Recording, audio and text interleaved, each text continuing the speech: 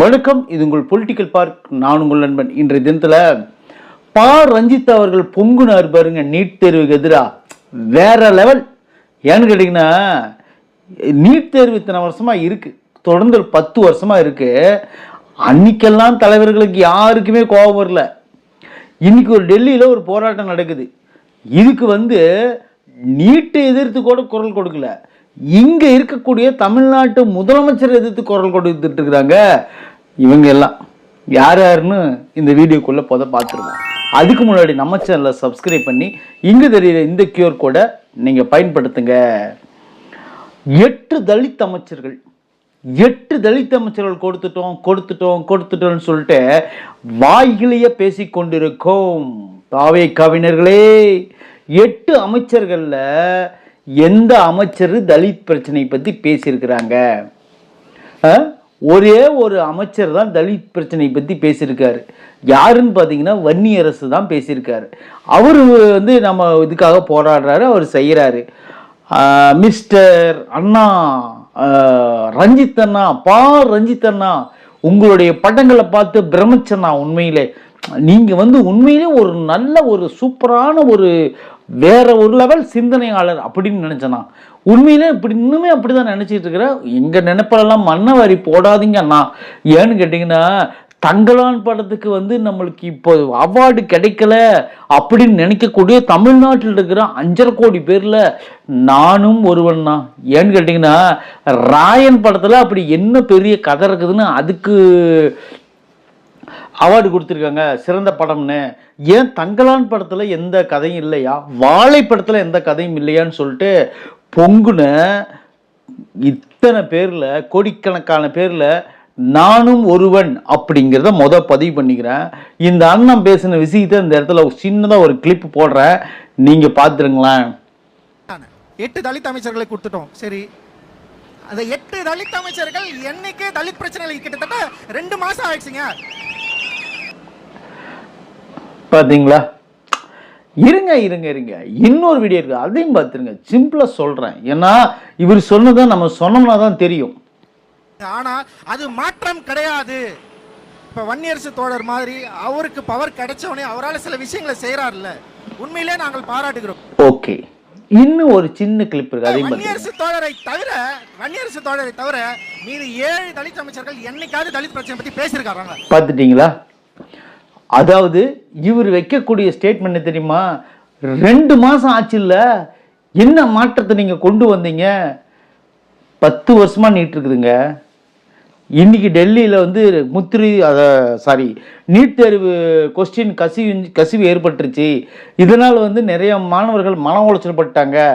எப்படா இந்த பாராளுமன்றம் கூடும், நம்ம போர்க்காலத்தை தொடங்கலான்னு சொல்லிட்டு சிஜேபி கட்சி அதாவது காக்ரோச் ஜனதா பார்ட்டி ரெடியில் இருந்திருக்காங்க. கரெக்டாக பாராளுமன்றம் கூடின உடனே தன்னோட போராட்டத்தை ஆரம்பிச்சிட்டாங்க.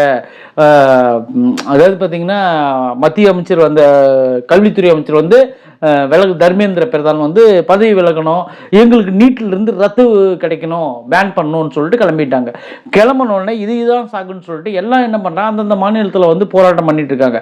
தமிழ்நாட்டிலையும் போராட்டம் பண்ணுறாங்க. தமிழ்நாட்டில் போராட்டம் பண்ணால் பரவாயில்ல, இவங்க என்ன பண்ணுறாங்கன்னா, ஆட்சிக்கு 2 மாதங்களே ஆன என்ன இந்த படத்துல இந்த டிவியிலலாம் படம் போடுவாங்க பாருங்க, என்ன போடுவாங்க தெரியுமா?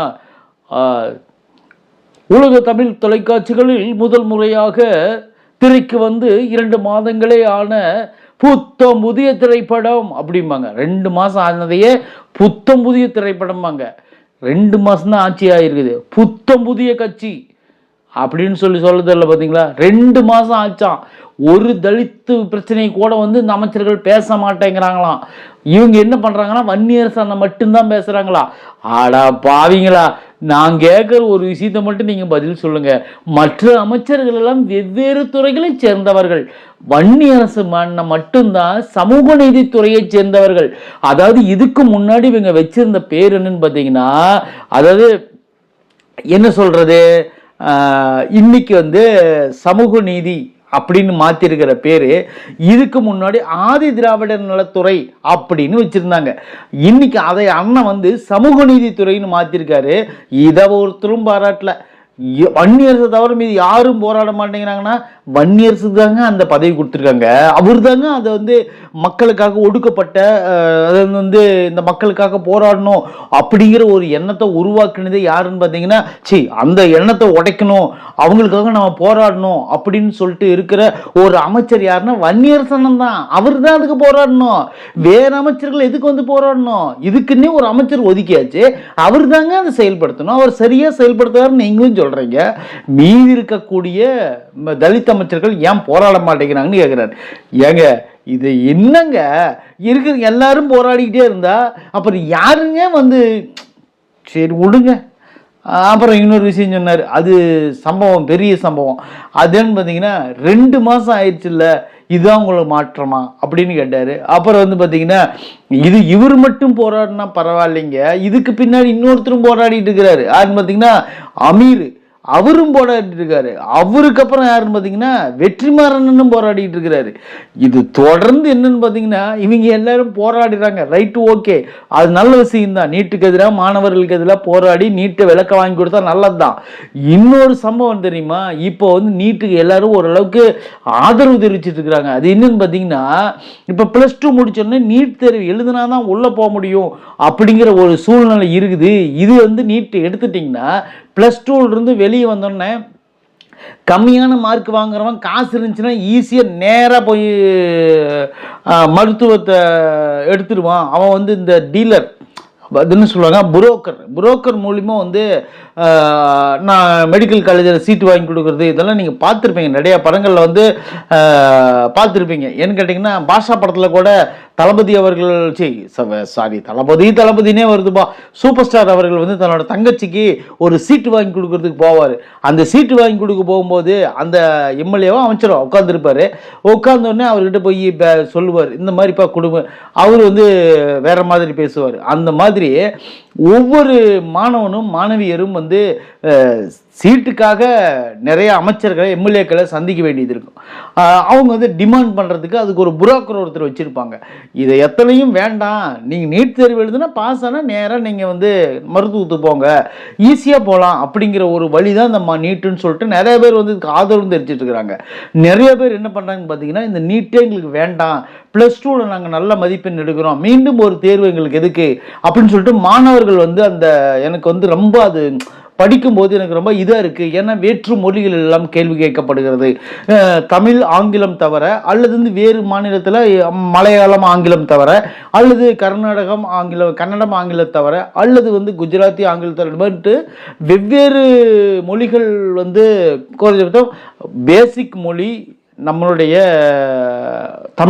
தமிழ்நாட்டை சொல்கிறேன். தமிழை தாண்டி நம்மளுக்கு ஒரு இன்னொரு மொழி இருக்குன்னா அது ஆங்கிலம் கலந்து தான் நம்ம தமிழ் பேசுகிறோம். ஆக மொத்தம் இன்னொரு மொழியோட இது வந்து நம்மளுக்கு தெரியாது. ஓகே, கொஸ்டின்ல வந்து இந்தியில் கேட்குறாங்க அப்படிங்கிற மாதிரி ஒரு சம்பவம் வந்துட்டு இருக்கு. ஓகே, இதெல்லாம் நம்ம எதிர்த்து கேட்க வேண்டியது தான். ஏன்னு கேட்டிங்கன்னா இப்போ நீட்டுக்கு ஆதரவாக நிறைய பேர் களமிறங்கிட்டாங்க. சரி, ஓகே, பார்ப்போம் இது எந்த அளவுக்கு போய் நிற்குதுன்னு பார்ப்போம். அதாவது மருத்துவ மாணவர்களுக்கு தான் தெரியுது கரெக்டாக சரியா தப்பான்னு சொல்லிட்டு.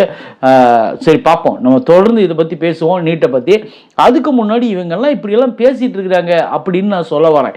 இப்போ என்னன்னா, நீட் தேர்வுக்காக போனவங்க அங்கே போய் உக்காந்துக்கின்னு விஜய் அவர்களை வந்து பேசிட்டு இருக்காங்க. விஜய் என்ன வந்து 2 மாதம் தான் ஆச்சு. 2016 நீட் இருக்கு, 2013 நீட் வந்துருச்சு, 2016 அது பேன் பண்ணி மீண்டும் 2016 நீட்டு ஓப்பன் பண்ணுறாங்க. அப்போ இருந்தது அதிமுக ஆட்சி. அப்போ வந்து அவங்க தடுத்துருக்கலாம், அப்போ வந்து அவங்க தடுக்கல. அதிமுக அப்போ வந்து பிஜேபி தான், அவங்க தடுத்துருக்கலாம். இன்னொரு விஷயம் தெரியுமா, காங்கிரஸ் ஆட்சியில் இருக்கும்போது தான் நீட்டு வந்துச்சு. மன்மோகன் சிங் அவர்கள் ஆட்சியில் இருக்கும்போது தான் நீட்டு வந்துச்சு. இன்னைக்கு வந்து அன்னைக்கும் அதிமுக தான் ஆட்சியில் இருந்துச்சு. ஸோ என்ன சொல்ல வரேன்னு பார்த்தீங்கன்னா, திமுக வந்து நீட் தேர்வை எதிர்க்குது அப்படின்னு சொல்லிட்டு எல்லாரும் சொல்லுங்க, நான் வேணாம்லாம் சொல்லலை. அண்ணன் உதயநிதி கூட 2021 நீட்டை ஒழிக்கிறதுக்கான ரகசியம் என்கிட்ட இருந்துச்சு அப்படின்னு சொன்னார். உண்மையிலே வந்து நான்லாம் ஆச்சரியப்பட்டேன். என்னென்னு பார்த்தீங்கன்னா, அது ஒரு உலகம் சுற்றும் பாளையம் படத்தில் ஒரு ஆராய்ச்சி குறிப்பு ஒளி வச்சிருவாங்க வெளிநாடுகளில். எம்ஜிஆர் ஒவ்வொரு நாளாக தேடி அந்த ஆராய்ச்சி குறிப்பு எடுத்துகிட்டு வருவார். ஒரு இடத்துக்கெல்லாம் பார்த்தீங்கன்னா மரண பயத்தை தாண்டியெல்லாம் வருவார் எம்ஜிஆர் அவர்கள். அந்த ஆராய்ச்சி குறிப்பை கொண்டாந்து கண்டுபிடிச்சி அதை ஒப்படைக்கிறதுக்குள்ள போதும் எம்ஜிஆருக்கு. அதுதான் உலகம் சுற்றுப்பாடு கதை. ஒருவேளை அந்த ஆராய்ச்சி குறிப்பு எங்கே இருந்தாலும் சொல்லுங்கள், நாங்களாவது போய் தேடி எடுத்துக்கிறோன்ற மாதிரி இப்போ எல்லாம் தேடிக்கிட்டு இருக்கிறாங்க. அந்த ஆராய்ச்சி குறிப்பு கிடைக்கலன்னு எனக்கு தெரியல. ஆனால் இவங்கெல்லாம் பொங்குறத பார்த்தா என்னமோ விஜயண்ணன் தான் இந்த 55-75 வருஷமா ஆட்சியில் இருந்து இப்பவும் ஆட்சியில் இருக்கிறாரு. ஏங்க நீங்க இத்தனை வருஷமா ஆட்சியில் இருந்தீங்களே, இந்த நீட்டை உங்களால ஒழிக்க முடியலையா? என்னன்னா நான் 1947 இருந்து ஆட்சியில் இருக்கிறீங்களேண்ணா, 2026 வந்துருச்சுண்ணா, இந்த நீட்டை ஒழிக்கலாம்லண்ணா, ஏன்னா இப்படி பண்றீங்க அப்படின்னு சொல்லிட்டு கேட்டா தைரியமா சொல்லலாம், ஆமாங்க தப்பு தாங்க, நானே தளபதியோடைய சப்போர்ட்டராக இருந்துக்கிட்டு இது தளபதி என்ன இப்படி பண்ணலாமா, தப்பு தானே அப்படின்னு நான் வீடியோ போடுவேன். ஆட்சிக்கு இன்னும் சரியா 2 மாதம் ஆயிடுச்சு, அவ்வளோதான் ஆயிருக்கு. 3 மாதம் 90 100 நாள் கூட 100வது நாள் போஸ்டர்னு ஒட்டலப்பா. அதுக்குள்ள நீட் தேர்வுக்கு குரல் கொடுக்கலன்றாங்க. நீட் தேர்வுக்கு எங்கே குரல் கொடுக்கல? விஜயண்ணன் தான் நீட் தேர்வுக்கு வேண்டான்னு சொல்லி தானே ஆரம்பத்துலேருந்தே சொன்னார். அவர் வேண்டான்னு சொன்னதுனால தானே அனிதனோட மரணத்துக்கு நேராக போய் அந்த பாப்பாவோட பெற்றோர்களை சந்திச்சுட்டு வந்தார். அவரெல்லாம் கரெக்டான அவர் நிலைப்பாட்டில் கரெக்டாக இருக்குது. சரி இவர் வேண்டாங்கிறாரு, இங்கே பாருங்க நீட்டை ஒதுக்கிடுங்க அப்படின்னு சொன்னால் அங்கே மேலே ஒதுக்கிடுவாங்களா? அதெல்லாம் ஒதுக்க மாட்டாங்க ராஜா. இது NTA அப்படிங்கிற ஒரு நிறுவனமும், அப்புறம் பார்த்தீங்கன்னா எஜுகேஷனல் டிபார்ட்மெண்ட்டும், அப்புறம் பார்த்தீங்கன்னா CBSI இவங்கெல்லாம் சேர்ந்து தான் இந்த நீட்டை கொண்டு வந்திருக்காங்க. இவங்கெல்லாம் ஒத்துழைச்சி இவங்க இதுக்கப்புறம் நிறைய பேர்த்துக்கிட்ட கையெழுத்தெல்லாம் வாங்கணும். எல்லாருக்கிட்டையும் கையெழுத்து வாங்கி ஓகே இந்த நீட் இனிமேல் வேண்டாம் அப்படின்னு சொல்லிட்டு டோட்டலாக பேன் பண்ணுறதுக்கு நிறையா ப்ரொசீஜர் இருக்குது.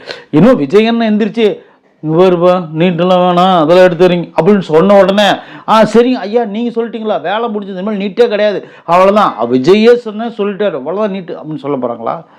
சும்மா பிடிச்சிக்கிட்டாங்க விஜய் என்ன மேலே என்ன. ஏன்னா கோழி விடிய காலம் கோழி கக்கறக்கா கூட உடனே எப்படி கோழி 5 மணிக்கு கூவுற கோழி 5:45 கூவலாம். கோழி கூவுறது அந்த நேரத்துக்கு தான் கூவுது, அதுக்கு எந்த நேரத்துக்கு இருக்கோ அந்த நேரம் கூவும். அதை விட்டுட்டு சும்மா குறை சொல்லிக்கிட்டே இருக்கிறது, அதாவது டைம் பாஸ் ஆகலன்னு வச்சுக்கோங்களேன். நம்மளுக்கு ஏதோ பேச தோணும். அவங்கவுங்களுக்கு ஒரு வேலை கொடுத்தாங்கன்னா அவங்கவுங்க அந்த வேலையை செஞ்சுட்டு இருப்பாங்க, அவ்வளோதான், வேற ஒன்றும் இல்லை. ரஞ்சித் எனக்கு ரொம்ப பிடிக்கும், அவருடைய படங்கள் நான் விரும்பி பார்ப்பேன். தேசிய விருது உண்மையிலே இந்த படத்துக்கு தங்கலான்னு கொடுக்காதது எனக்கு மிகப்பெரிய வருத்தம். அதுக்கு ஒரு வீடியோ டெஃபினட்டாக நான் போடுவேன்னு சொல்லிட்டு இந்த வீடியோவை இதோட கட் பண்ணிக்கிறேன். நன்றி, வணக்கம்.